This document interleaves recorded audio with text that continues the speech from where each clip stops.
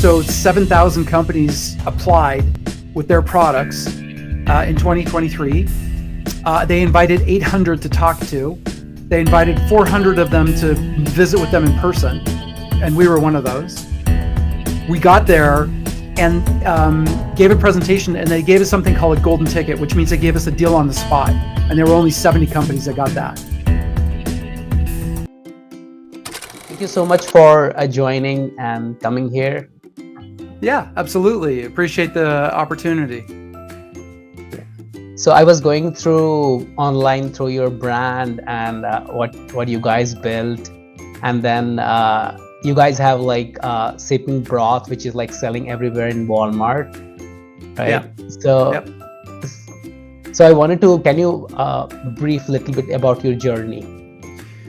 Yeah, I mean, we basically started the idea in our kitchen. My wife was a teacher.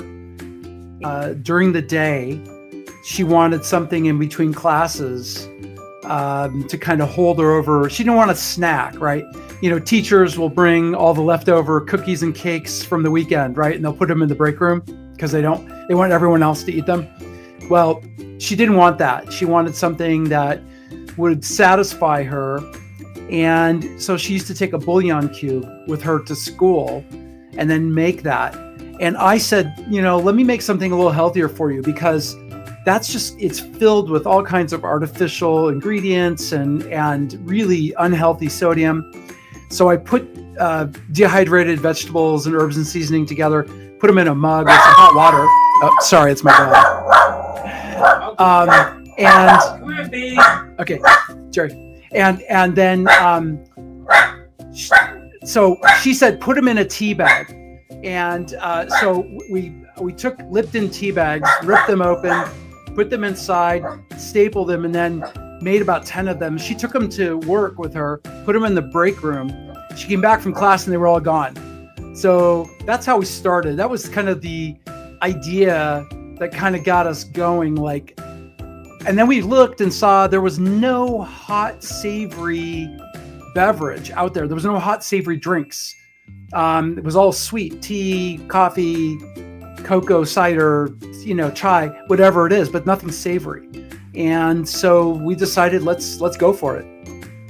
Okay. So it's kind of started from your kitchen. Right, exactly. Yep, on the kitchen counter. So if someone has to start, suppose a food product, a food brand, then what should be the first step? Like how a person gonna validate that this product gonna work?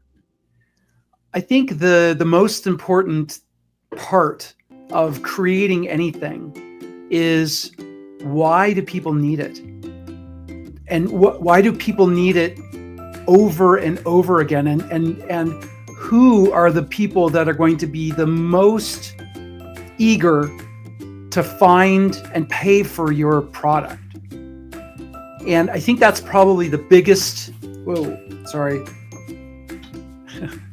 I think that's probably the biggest hurdle to get over, because if you're going to make something that already exists, why do they need yours? You know, what's the point? I mean, if you're going to compete on price, it's a losing battle. If you're going to create something, like with us, we created a whole new category. Well, there are difficulties there because people don't know about it. They don't understand it.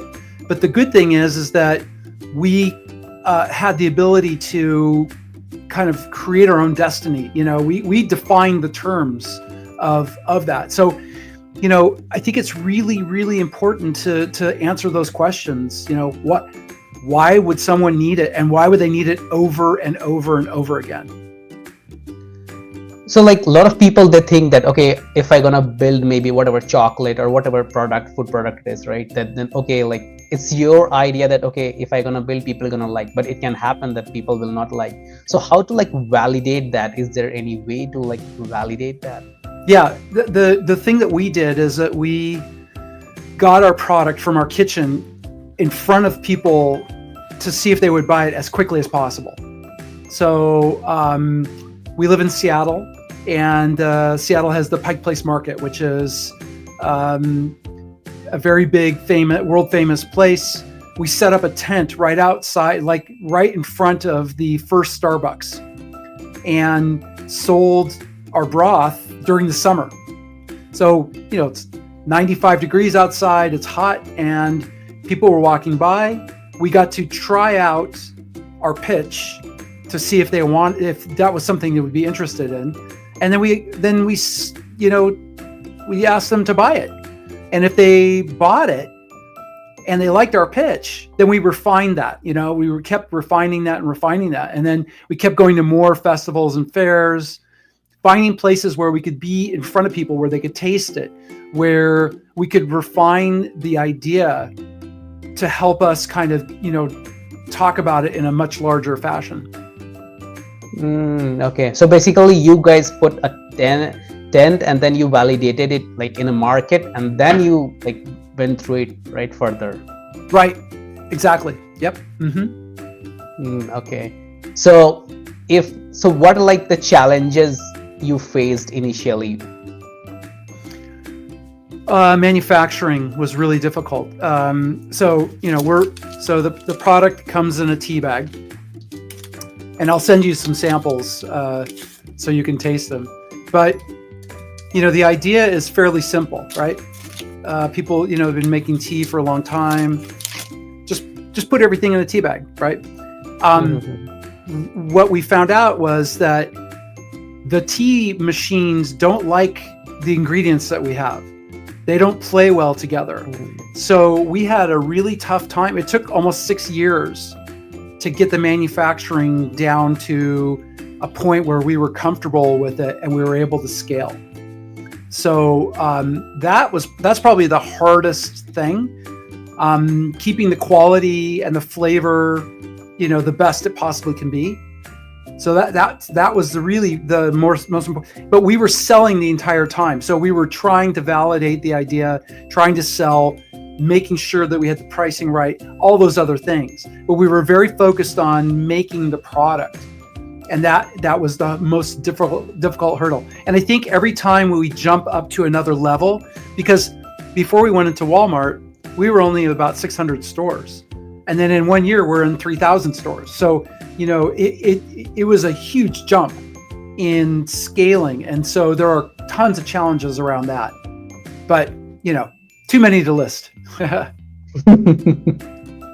So you're telling that there was a production problem. So is it like when I'm starting something and if I wanted to maybe launch in the market, then they have like minimum order quantity? Oh, absolutely. Minimum order quantities.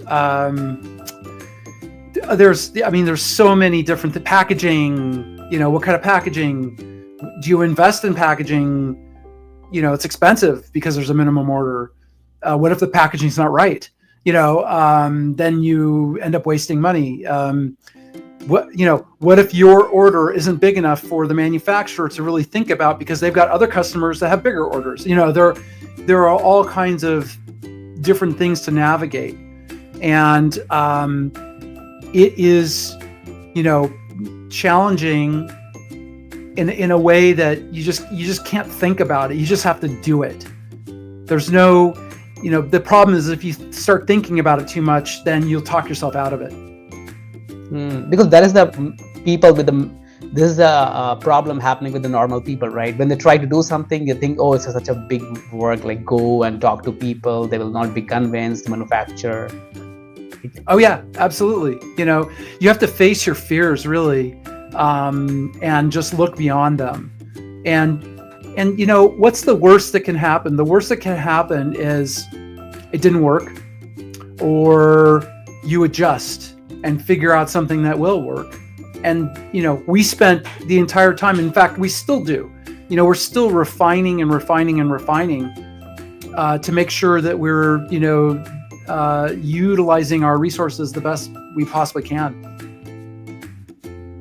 And what are the ways to, suppose if I have a product and a food product and I want to keep it in Walmart, then what is the process, like how to do that? Well, first off, Walmart is very selective about what they bring into the store. You kind of have to work backwards. And the way that I think about it is when you go into a store, that is a place where the product is available, okay? Where the customer will go pick it up. It doesn't mean that the store is going to sell it for you, right? They're not going to convince the customer to buy it. You have to do that already. That's right. So you have to have already convinced a lot of customers that they want your product or that they already know your product. That's what Walmart looks for. In our case, we applied to something called the Walmart Open Call, which is where they look for American-made products, and they have one day where they interview a bunch of companies, and so 7,000 companies applied with their products in 2023. They invited 800 to talk to. They invited 400 of them to visit with them in person, and we were one of those. We got there and gave a presentation, and they gave us something called a golden ticket, which means they gave us a deal on the spot, and there were only 70 companies that got that. So then that doesn't mean anything. Just because they give you a deal doesn't mean anything. You still have to make it. You still have to wait for the purchase order. You still have to ship it and get it on the shelf. And then you have to get people to go buy it. So, that's the process. So you're telling me that like there are 7,000 people, they apply, and only 10% people, they are able to make it. 1%. 1%. Yeah. 1%. Yeah. Oh, that's very tough competition, right? Yeah. Yep. So if I have to make in the Walmart, then first I need to start selling my product locally, like some local shop. Yep. Or direct on Amazon, direct on your website, in festivals and fair, any opportunity to get in front of the people who need, that's the important word, need your product. So they verify like how much is your sales and how much you are doing. Say that one more time. Do they like verify like how much you're doing? What's your revenue currently? There's all kinds of hoops and hurdles to go through to make sure that you have the resources to be able to supply them. Absolutely. And so if you don't, then, it doesn't mean anything either. Just because, it's kind of like being on Shark Tank. When they give you a deal on Shark Tank on TV, they have 6 months to say yes or no. And most of those don't happen. About 80% of them don't happen. So, you have to have all your ducks in a row, at all times in order to make that happen. Because normally, like a lot of people, they think, okay, I'm going to build the product, I'm going to go and keep it in Walmart. But it's not that easy. When I'm listening, I'm like shocked. Oh, no. And I think that let's just say that you did make a product and all of a sudden tomorrow Walmart wanted it, the failure possibility, well, that would be 99.9%, because you have not proven it to be manufacturable. You've not proven it to be scalable. You've not proven that anyone wants it. There are a lot of things that have to be proven, and you build that up very slowly. Now, there are companies, there are products that are exceptions to that, right? Not very many. We were in the 1% that were chosen. There's probably a thousandth of a percent of that 1% who make it into the billions, within a few years. So it's highly unlikely to be selected by a major organization like that without significant resources behind you or a track record. So before going to Walmart, did you guys also like place your product in local stores? Oh yeah. We were in local specialty stores, local grocery. We expanded outside of our area into other parts of the country where we were discovered by other types of stores that it was a good fit for. So yeah, absolutely. So when we go to the local stores, do we need to convince them to take it, or they are just like, okay, we can try, we can keep it? It's funny. I'm trying to think back about how that happened. I think most of the time it was based on them tasting the product and us being convincing that, hey, this is something new that you're gonna really like. Also, because we created a new category, right? So it wasn't a category that existed before.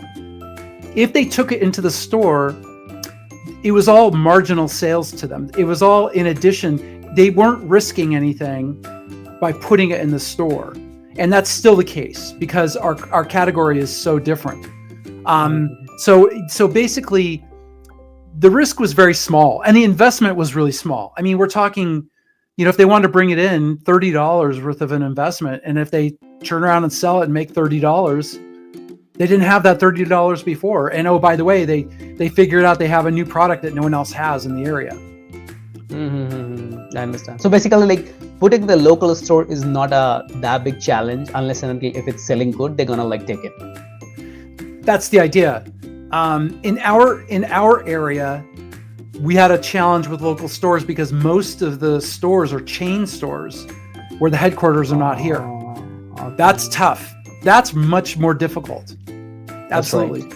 Yeah, getting into Whole Foods is a really tough challenge as a brand new item.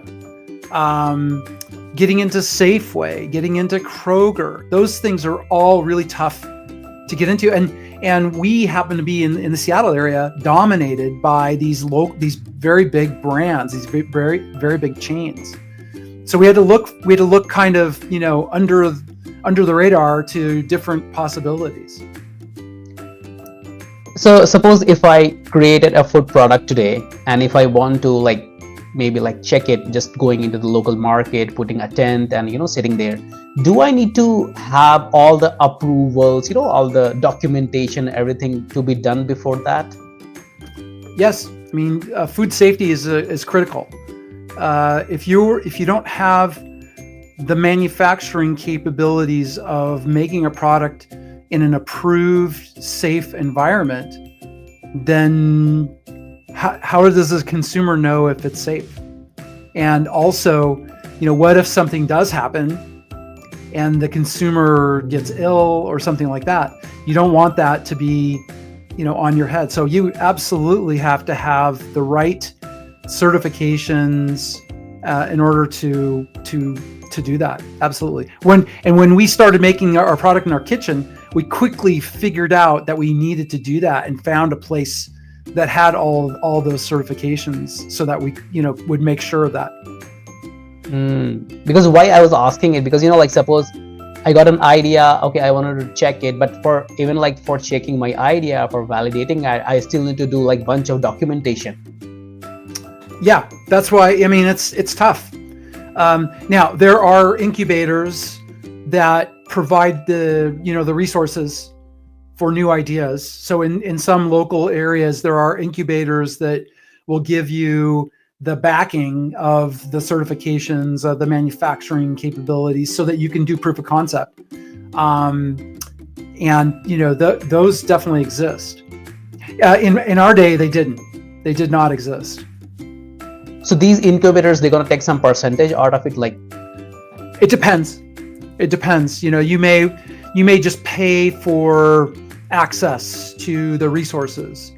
I think the smart ones, they kind of get you in by saying, oh, just pay us for this. And then they watch and look at what you're doing. And then they say, oh, we think this might have some legs. Would you like an investment? Right.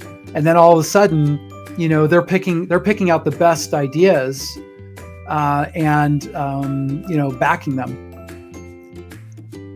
So suppose if I have a brand of name X, then the incubator gonna kind of like my brand X will be under that incubator brand. It depends. I think there are all different kinds of avenues. I think most of the time you're still under your own brand. The incubator may be just a silent partner, and then provide resources, on the back end. There might be some opportunities where they bring you in, but I think most of the time they want the brands to stand on their own, because the incubator may want other investors to come in as well. Okay. So it's basically like, I would say, you can say food product kind of incubators who work in like food industry, right? They can help. It's the same as the software business. Exactly the same.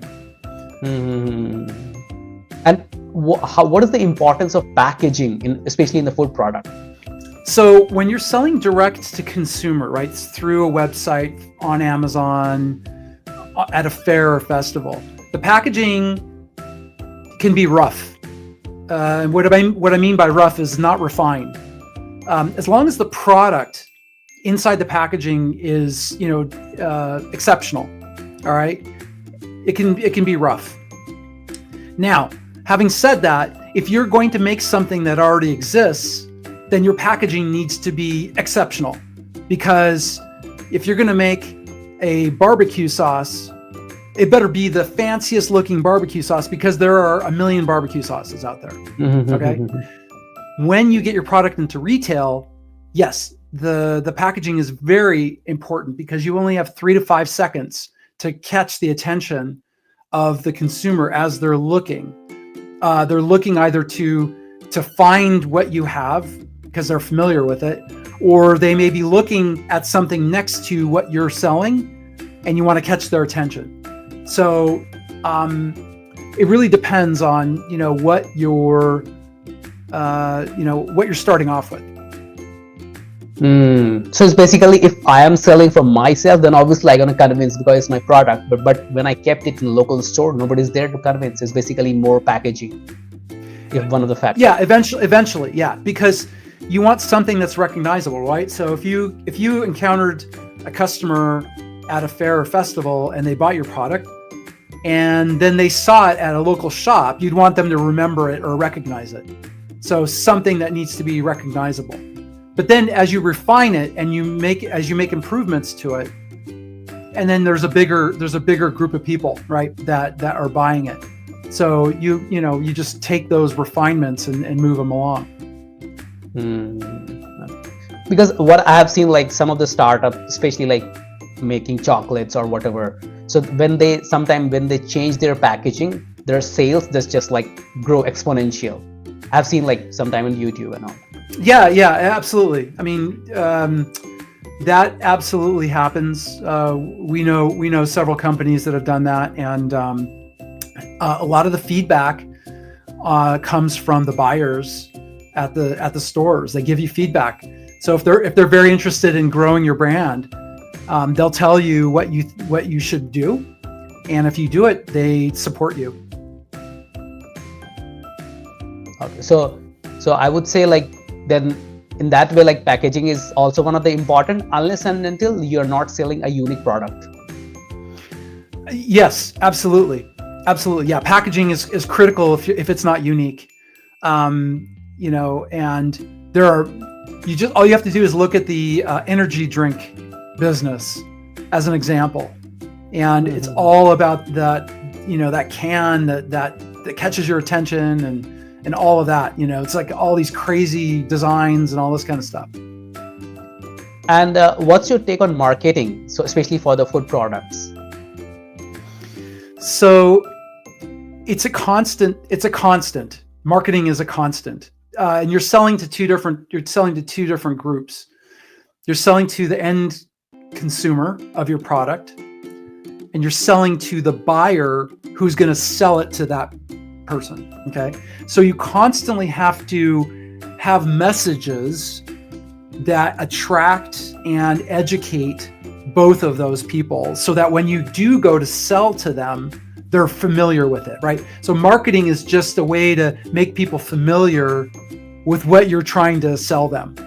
And so what we do is we of course everyone uses social media, which is great, but what we have done is we have tried to create social experiences through social media, and we've incorporated things where people take pictures with their mug.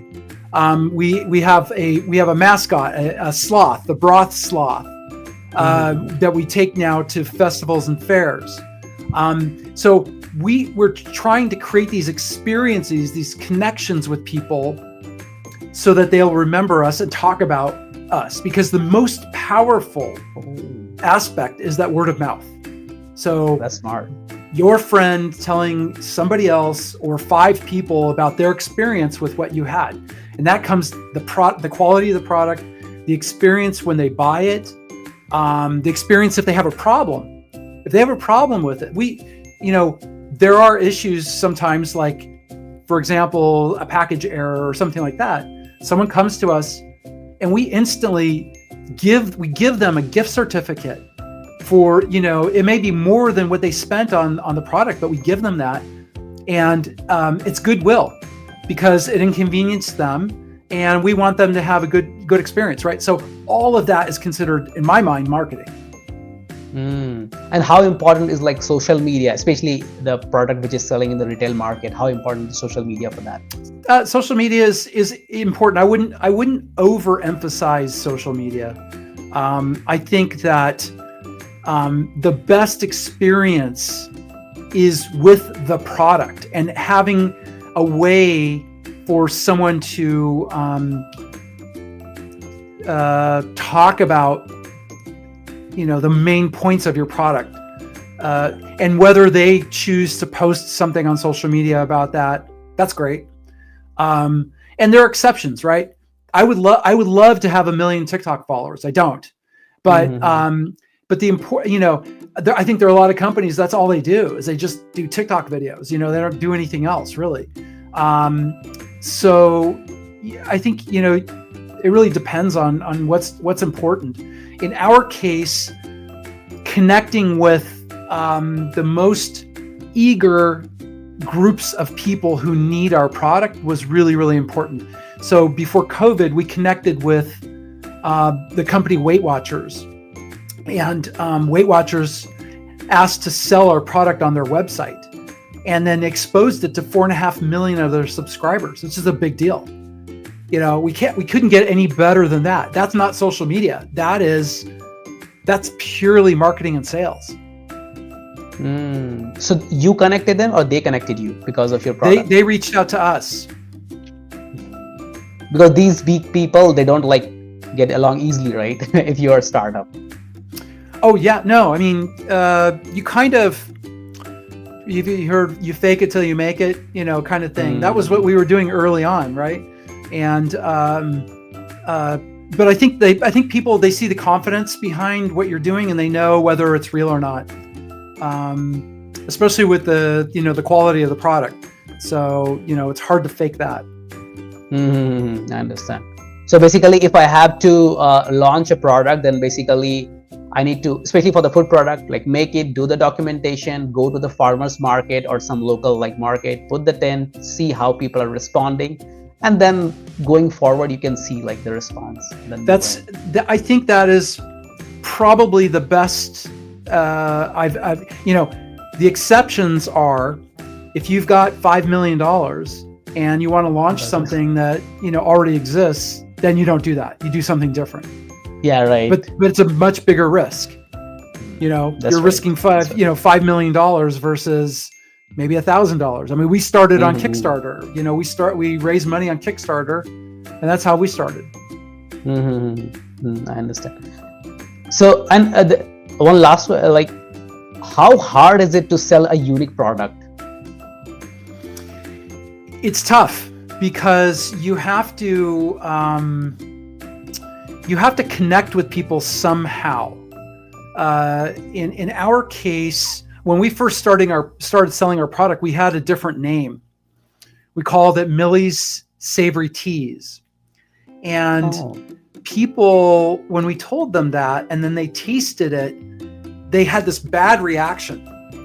because they were thinking tea. Tea is fruit.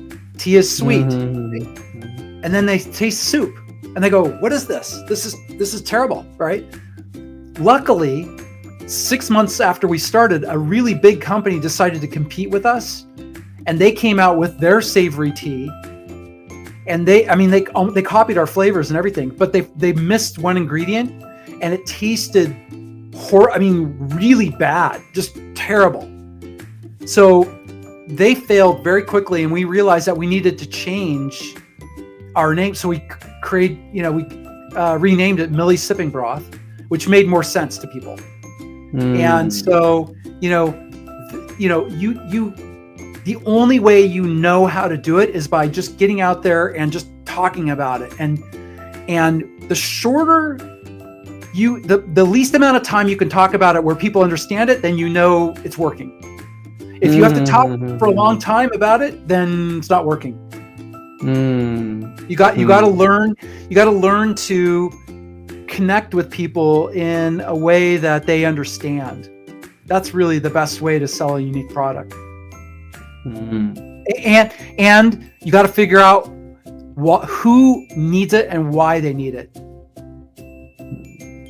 So today, if someone has to launch a food product, what will be your recommendation for any specific type of category in food product? Don't quit your day job. Okay. Number one piece of advice: do not quit your day job. Work that and your idea until you're absolutely so exhausted you don't know what to do, and then you can make a choice.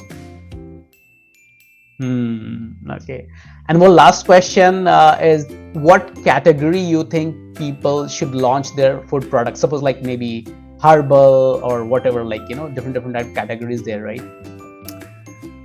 Well, health and wellness is a really big category. So anything that helps people, in our case, our product goes along with health and wellness products, because you can drink protein with it. You can use it when you're fasting. You can use it as a 0-point snack if you're on Weight Watchers. So anything that goes along with health and wellness as a way to help people. The new weight loss drugs, the Ozempics and all of those things, our product goes along with that because it calms their stomach down, because there's a lot of nausea that goes along with that. So anything that you can create that goes along with a health and wellness trend that is strong, I think is a really good category to go after. I conclude our conversation, and thank you so much for all the information you have given to our audience, and it is really valuable, especially when people struggle to start any product, start any business. Thank you so much for the opportunity. Really appreciate it.